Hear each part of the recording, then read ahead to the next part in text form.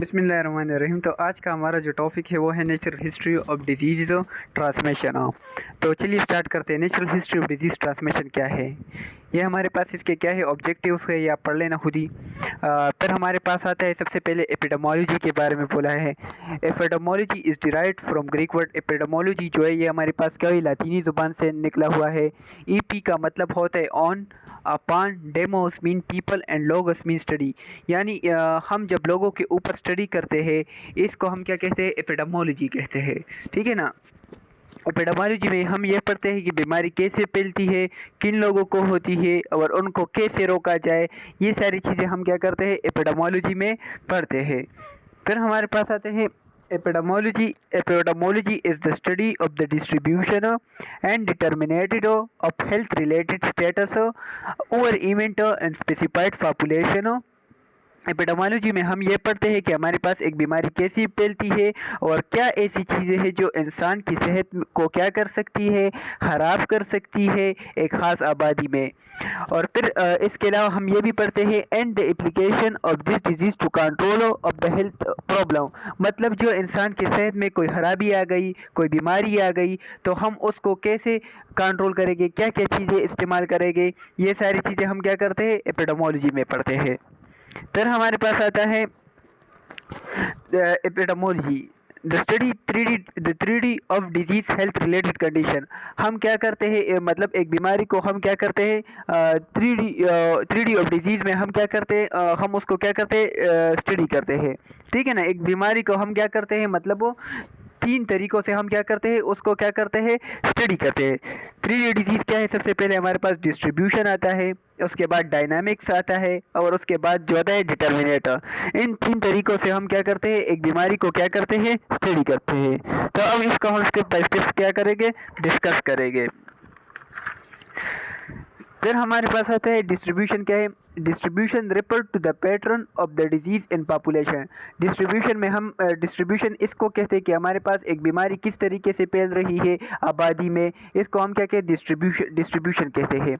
फिर हमारे पास क्या बोलते हैं डिस्ट्रीब्यूशन में, और हम क्या पढ़ते हैं, वो is affected age, gender, occupation. इसके अलावा हम डिस्ट्रीब्यूशन में ये भी पढ़ते हैं कि हमारे पास मतलब किन लोगों को होता है, मतलब किन उम्र के लोगों को होते हैं, 16 साल की उम्र के होते हैं, 20 साल की उम्र क्यों होते हैं, या 16 या 16 एज को होता है।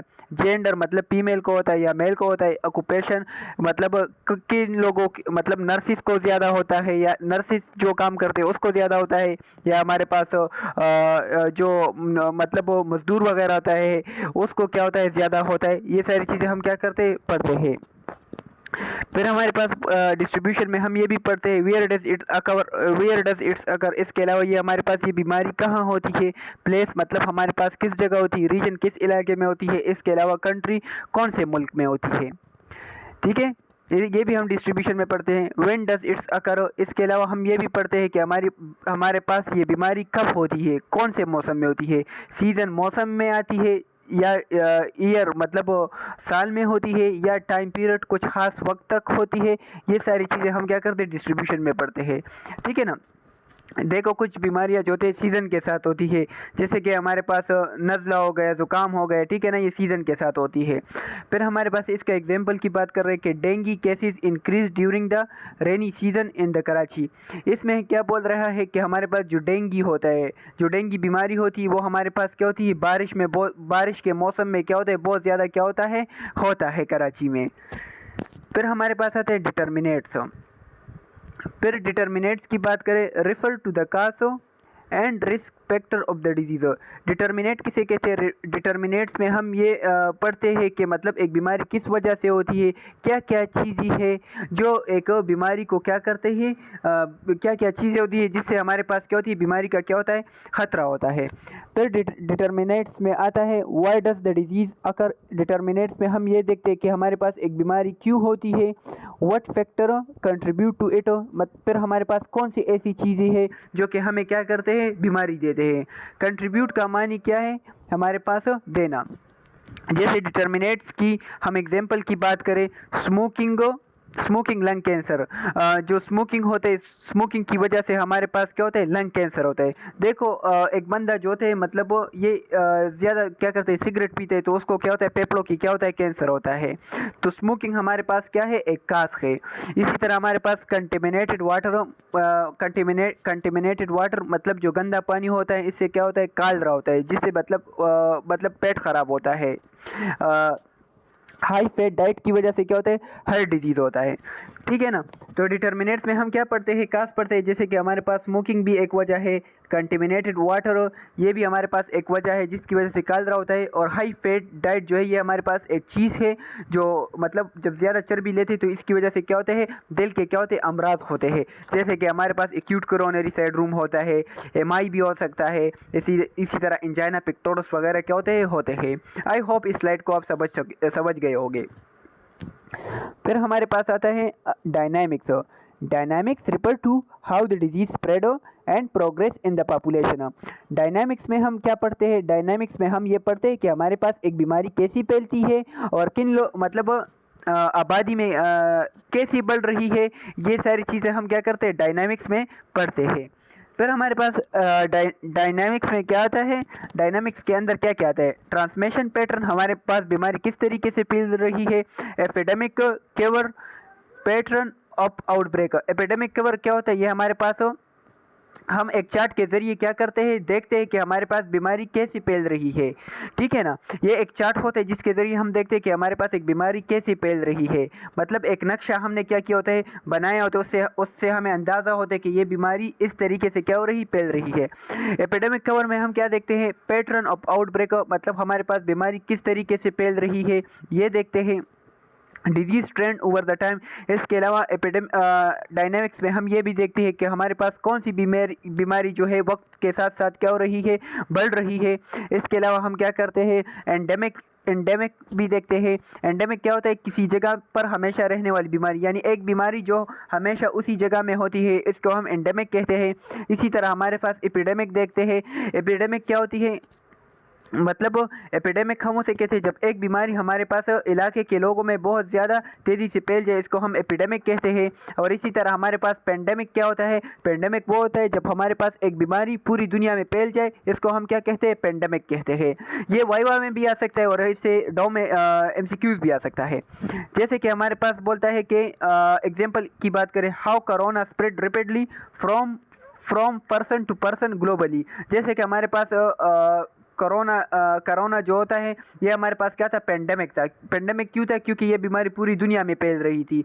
जैसे कोरोना जो था वो हमारे पास क्या होता, पूरी दुनिया में फैला था, पर्सन टू पर्सन।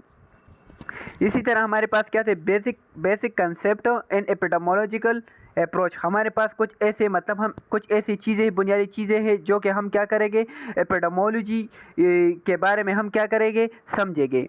तो एपिडेमोलॉजिकल ट्रेट्स क्या है, ठीक है ना। ट्रेड्स क्या होते हैं, ट्रेड्स का मानी ये है जब हमारे पास तीन चीज़ें एक जगह में क्या हो, इकट्ठा हो, इसको हम क्या कहते हैं, ट्रेड्स कहते हैं। ठीक है ना। जैसे एजेंट हो गया, होस्ट हो गया, एनवायरनमेंट, ये हमारे पास तीन चीज़ें इसमें से क्या किया है, हमने इकट्ठा किया है, इसको हम क्या कहते हैं, ट्रेड्स कहते हैं। The epidemiological triads is model use to explain how the disease occur and spread. Epidemiological triad क्या है, ये हमारे पास एक हमने क्या किया, एक नक्शा क्या किया होता है, बनाया होता है, और ये हम इस्तेमाल करते हैं कि हमारे पास एक बीमारी कैसी हो रही है और एक बीमारी कैसी फैल रही है। ये क्या होती है, एपिडेमोलॉजिकल ट्रेड्स में होता है। ठीक है ना, एपिडेमोलॉजिकल ट्रेड्स में होता है। ठीक है। एपिडेमोलॉजिकल ट्रेट क्या है, सॉरी स्लाइड पीछे रह गया था। एपिडेमोलॉजिकल ट्रेट्स क्या होता है, एपिडेमोलॉजिकल ट्रेट ये हमारे पास क्या होता है, ये हमारे पास एक नक्शा होता है जो कि हम क्या करते हैं, इस्तेमाल करते हैं कि मतलब हमारे पास एक बीमारी कैसे हो रही है और कैसे फैल रही है, इसको हम क्या कहते हैं, एपिडेमोलॉजिकल ट्रेट्स कहते हैं। ट्रेट्स का क्या मानी है, ट्रेट्स का मतलब जब तीन चीज़ें हमारे पास इकट्ठे हो, मतलब इसमें से जैसे कि एजेंट हो गया, होस्ट हो गया, एनवायरनमेंट, ये तीन चीज़ें इसमें से क्या है, इकट्ठे हैं, तो इसको हम क्या कहेंगे, ट्रेट्स कहेंगे। फिर हमारे पास बोलते हैं इट कंसिस्ट ऑफ 3 कंपोनेंट। फिर हमारे पास बोलते हैं कि एपिडेमोलॉजिकल ट्रेट्स के अंदर हमारे पास क्या है, तीन चीज़ें हमारे पास शामिल है। वो कौन कौन सी चीज़ें हैं, एजेंट्स है। एजेंट मतलब जैसे बैक्टीरिया हो गया, वायरस हो गया, इसके अलावा जो है पंजाई हो गया, ये हमारे पास क्या है, एजेंट है। होस्ट क्या होता है, जिसको क्या होता है, जिसके अंदर मतलब ये जरासीम जाता है और उसको क्या करता है, बीमारी करता है, इसको हम होस्ट कहते हैं। ठीक है ना, वो होस्ट इंसान भी हो सकता है और जानवर भी हो सकता है। इसके अलावा हमारे पास एनवायरनमेंट हो, माहौल हो। ठीक है, फिर हमारे पास ये स्टेप बाय स्टेप डिस्कस किया गया है। फिर हमारे पास क्या होता है, द एजेंट हो। एजेंट क्या है, the agent is the cause of the disease. Agent क्या होता है, ये हमारे पास क्या करता है, बीमारी कराता है। इट कैन बी, अब हमारे पास एजेंट कौन कौन से हो सकते हैं ये बता रहे हैं हमें।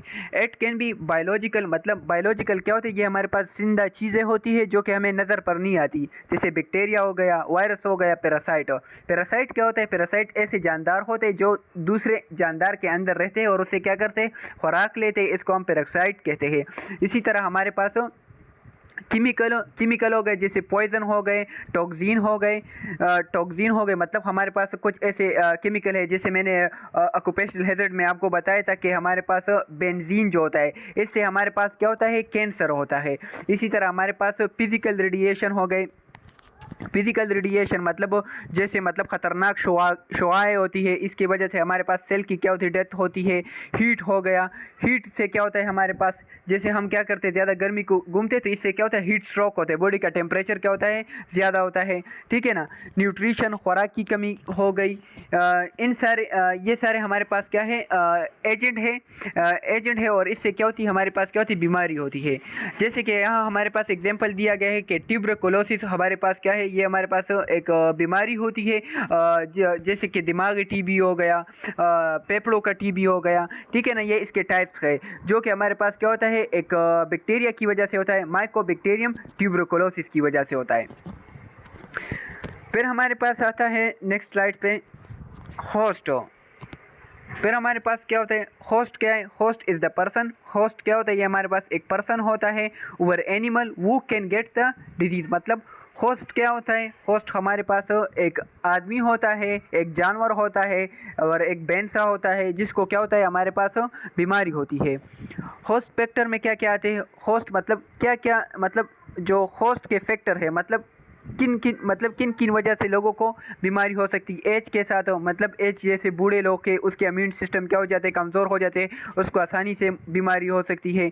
जेंडर, मेल फीमेल को भी हो सकती है। इम्यूनिटी, जिसका इम्यूनिटी सिस्टम वीक हो उसको बीमारी हो सकती है। न्यूट्रिशनल स्टेटस, देखो जैसे ओल्ड एज होते हैं ना, मतलब 50 से ऊपर जाते हैं तो फिर वो जो नॉर्मली जैसे बंदा खाना खाते हैं तो उस तरह क्या करता है, खुराक नहीं करता, तो जब खुराक नहीं करेगा तो उसको जिस्म को फ़ायदा नहीं मिलेगा,